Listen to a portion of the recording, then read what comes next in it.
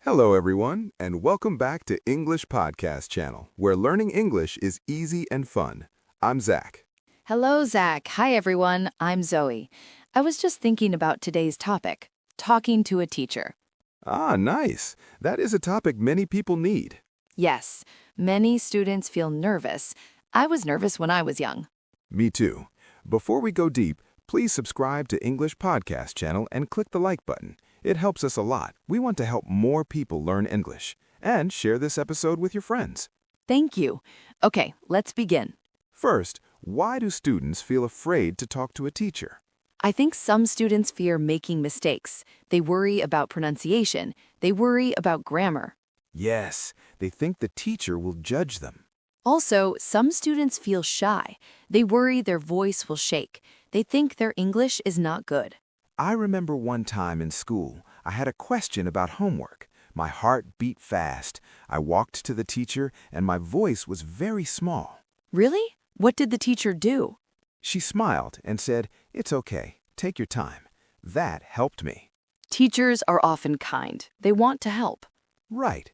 And sometimes the teacher is busy, so you can ask for a better time. Say, "Excuse me, do you have a minute after class?" Or, "Can I talk to you after class, please?" Very polite and simple. Let's share some short phrases that listeners can use. Good idea. Here are easy phrases. "Excuse me, may I ask a question?" I'm sorry, I don't understand this part. "Could you explain that again, please?" Could you speak more slowly? "Do you have a few minutes after class?" May I turn in my assignment late? I had a problem. Notice the words "excuse me," "please," and "thank you." These words show respect. Yes, respect is important. It makes the teacher listen more carefully. Now, I want to tell a short personal story. Please go ahead. In high school, I was scared of asking for help in math. I thought my classmates would laugh. One day, I could not do a problem. I stayed after class and asked the teacher, "Excuse me, I don't understand question 5. She showed me one method, I practiced it, and then I understood. The next test, I got better grades. Wow, that is a great result. Small step, big change. Yes, asking one question changed my confidence.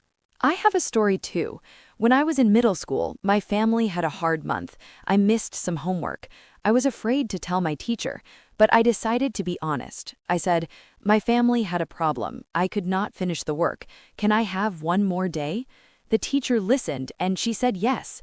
That kindness helped me feel less stressed. See, honesty often helps.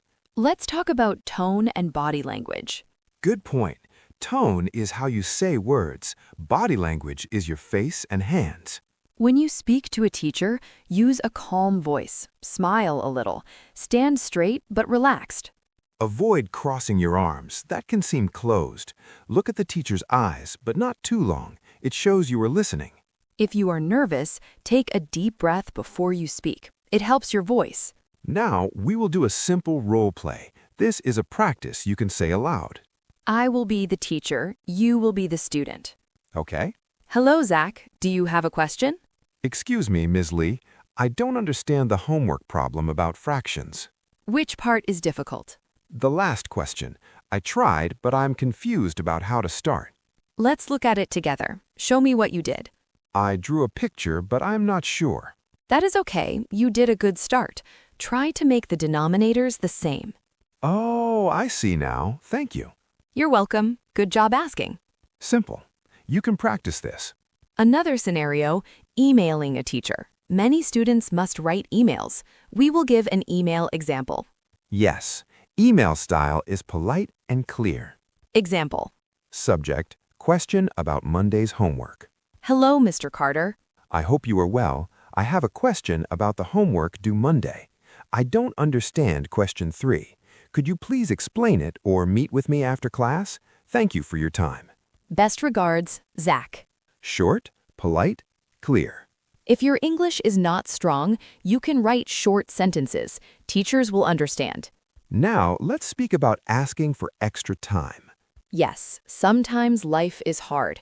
You may need more time for homework. Say, I'm sorry, I had a personal problem. May I have one more day to finish? Be honest and short. And always thank the teacher after. Thank you for understanding. Let's give a tip about tests and grades. If you disagree with a grade, don't be angry. Use calm language. Example, excuse me, could we review my test together? I don't understand why I lost points on question 4. This is better than this is unfair. The calm question opens a conversation. Next, practice makes confidence. Practice with a friend or in front of a mirror. Yes, practice the phrases we gave. Record your voice and listen. Slow down. Speak clearly. Try to make short role plays. Be a student, your friend is the teacher. After a few tries, your voice will be stronger. A small breathing exercise can help too. Breathe in for 3 counts, hold 1, breathe out for 3 counts, then speak. Let's share a few more useful sentences for different moments. When you miss class, I'm sorry I missed class. Can I get the notes or the recording? When you need clarification, can you give me an example, please? When you are nervous, I feel nervous. Can you help me speak more slowly? When you want to show gratitude, thank you for your help. I appreciate it. Teachers like to hear thanks. It builds a good relationship. We also want to remind learners that teachers are people too. Yes, they have families, work, feelings. So if a teacher seems strict, remember they may be tired or stressed. That does not mean they dislike you. If a teacher says something that sounds harsh, try to listen first. Ask a question later in a calm way. Now, we will do one more role play, this time about asking for feedback on a project. Ready? Hello, can I speak with you for a moment? Sure. I finished my project, but I am not sure it is correct. Could you give me feedback? Yes, I will look at it and tell you 2 things you did well and 1 thing to improve. Thank you. I will try to improve. Simple and polite. That shows you want to learn. Many listeners ask, what if the teacher ignores me? That can happen. If a teacher does not respond, try again later or write a short email. If still no answer, ask another teacher or a tutor. Or talk to a school counselor. Schools want students to succeed. We want to give listeners a small practice activity. Yes, try this today. Use one of our phrases in real life. For example, say, excuse me, could you explain that again to your teacher or friend? Or send a short email using the template we gave. Do it once, just once. That first step is the hardest. We promise, after one try, it becomes easier. Before we end, let's repeat the most important tips. Tip 1. Be polite. Use excuse me, please, and thank you. Tip 2. Be honest. Tell the teacher if you had a problem. Tip 3. Use short, clear sentences. Don't try to say too much. Tip 4. Practice. Role play and record yourself. Tip 5. Breathe and speak slowly. I want to share one last personal thought. Go ahead. When I learned to ask for help, I also learned to help others. Talking to a teacher made me braver. Now I can speak up in meetings and ask questions at work. It started with one small question in class. That is beautiful. For me, asking my teacher for extra time taught me to trust people. It was a healing moment. I felt seen. It changed my life a little. Small moments can change your path. Okay, friends. Thank you for listening to episode 56. We hope this conversation helps you. Practice one phrase today. And please remember to subscribe to English Codcast channel and click the like button. It helps us a lot. We want to help more people learn English and share this episode with your friends. Keep practicing. Keep being brave. Speak up when you need help. Learning English is a journey. You are not alone. See you next time. Bye. Bye, everyone. Take care.